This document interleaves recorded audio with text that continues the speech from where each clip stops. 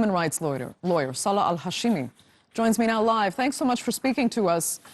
Security forces deny firing directly on protesters, but still over 100 people have now died in these protests. Do you hold security forces responsible, and should more be done to protect the protesters? Well, absolutely. They do have the ultimate responsibility of protecting the citizens of Iraq, including the protesters. In fact, there may be an air of truth in what they're saying, in that they have not directly fired at the protesters, because there are reports coming out of Iraq saying that there are foreign or strange elements embedded within the security forces. Possibly the security forces don't even know that they are there, firing at protesters. In fact, there are pictures emerged yesterday of a masked gunman, a sniper who was at the top of a building, who was caught by the protesters firing at them, live rounds, by the way.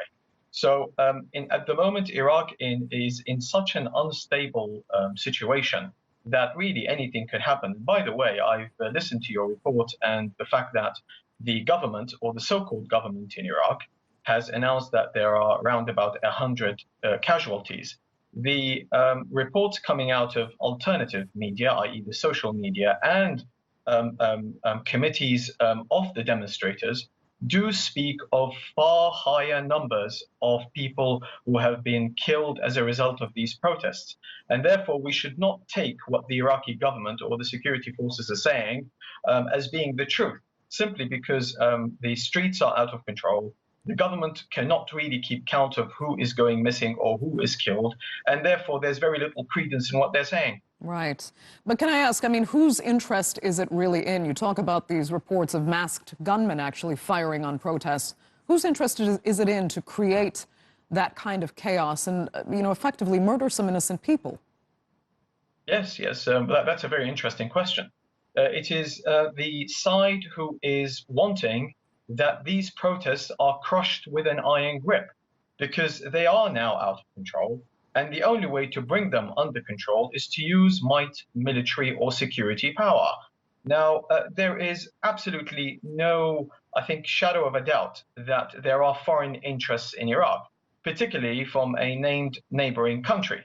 Let's not name anyone at the moment because there is no solid evidence. However, again, pictures have emerged of foreign passports being handled by the protesters of members who are assisting the security forces in crushing this revolt.